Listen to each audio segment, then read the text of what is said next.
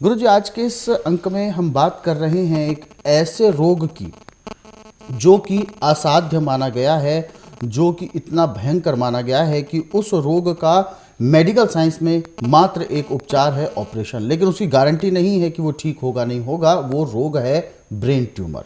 Brain tumour किसी को भी हो जाता है तो सबसे पहला तो एक लंबा चौड़ा खर्चे का बिल बनता है और ऑपरेशन एक विकल्प रहता है, और उसके बावजूद भी ये गारंटी नहीं होती कि वो ब्रेन ट्यूमर ठीक होगा। सबसे पहले मैं आपसे जानना चाहूँगा, ब्रेन ट्यूमर होने का सबसे मूल कारण क्या है, और क्या आयुर्वेद में इसके लिए भी कोई उपचार उपलब्ध है?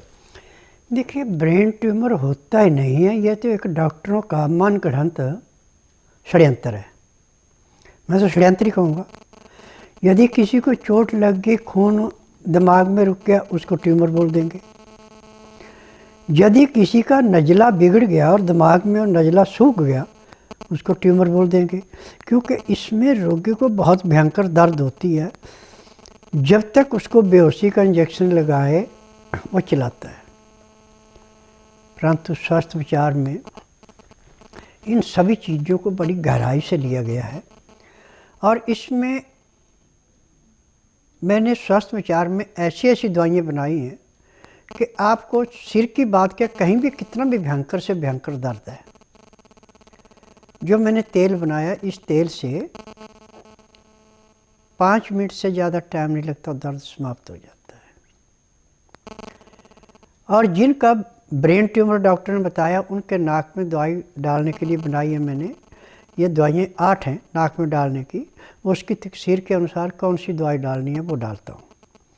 और नाक में दवाई डालने के 2 सेकंड के बाद उसका दर्द बंद हो जाता है।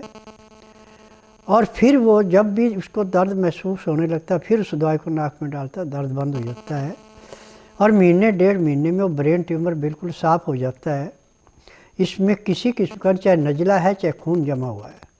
क्योंकि एक आयुर्वेद स्वास्थ्य विचार ही एकमात्र ऐसा आश्रम है जिसमें कि रोगी से नहीं पूछा जाता कि आपको क्या तकलीफ़ है, न मशीनों से टेस्ट किया जाता है, और ना ही उसका कागज पत्र देखा जाता है।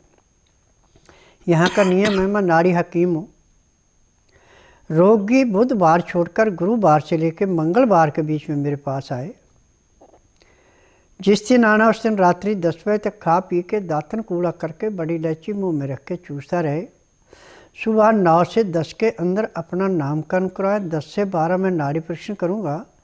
नाड़ी परीक्षण में पैर के तलवे से सिर के बाल तक की MRI, CT scan, x ray, ultrasound, ECG, sonography सब कुछ 5 सेकंड में हो जाता है। फिर रोगी को बताया जाता कि आपका ये रोग इतना पुराना है और ये इसकी दवाइयाँ हैं, ये इसके परहेज हैं, परहेज कर सकते दवाई लें, परहेज नहीं कर सकते दवाई ना लें। जब रोगी परहेज के लिए मान जाता है तो उसको दवाई देते हम, खाने की हैं, पीने की हैं, मालिश करने के तेल है, आँख में, नाक में, कान में डालने की दवाइयाँ डालते हैं।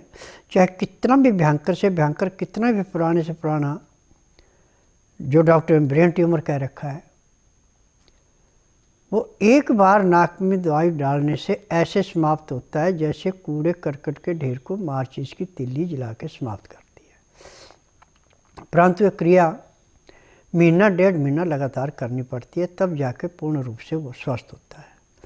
परंतु जिस दिन आश्रम में आता उसके बाद उसको सिर में दर्द नहीं रहता। जो उसको ब्रेन ट्यूमर जो डॉक्टर ने कहा था वो तकलीफ़ नहीं रहती। मेडिकल साइंस में तो सिर्फ रोग को दबाया जाता है, किसी रोग काटने की दवाई है नहीं। ऑपरेशन करके रोगी को ठीक नहीं हुआ आज तक, क्योंकि मेरे पास ब्रेन ट्यूमर के रोगी हर रोज़ 8 से 10 आते हैं, जिनका ऑपरेशन करके रोगियों को बहुत भयंकर दशा में ले गए हैं। न उनको खाने की होश है, न बोल सकते हैं, न चल फिर सकते हैं। परंतु आश्रम में आने के 15 दिन में ही उनका चलना फिरना शुरू हो जाता है, खाना पीना शुरू हो जाता है, और जो तकलीफ़ थी वो समाप्त हो जाती है। परंतु यहाँ का नियम है कि कपड़े हमेशा सूती और खुला कपड़ा पहना जाता है, टाइट कपड़ा नहीं पहना जाता। दिन का खाना 10 से 12 के अंदर दिया जाता है, रात्रि को 6 से 8 के अंदर। खाना खाते समय 2 गिलास गर्म पानी, लहसुन, प्याज, अदरक का रस मिला के पिया जाता है। उसका नियम है 2-4 ग्राही खाना खाया, 2 घुट पानी पिया, 2-4 ग्राही खाना खाया, 2 घुट पानी पिया और इस ढंग से खाते हैं। फिर खाना खाने के बाद दातन कूड़ा करके 5 मिनट के लिए वज्रासन बैठें। उसके बाद दिन का टाइम है तो 10 मिनट घूम करके आधा घंटा सो जाएं। रात्रि का टाइम है तो वज्रासन से उठ करके कम से कम आधा घंटा सैर करें। फिर उसके बाद 1.5 घंटे तक चाहे आपको सीरियल देखें धार्मिक, चाहे आप परिवार में बातचीत करें, चाहे धार्मिक किताबें पढ़ें। उसके बाद ठीक 9 से 10 के अंदर सो जाएं।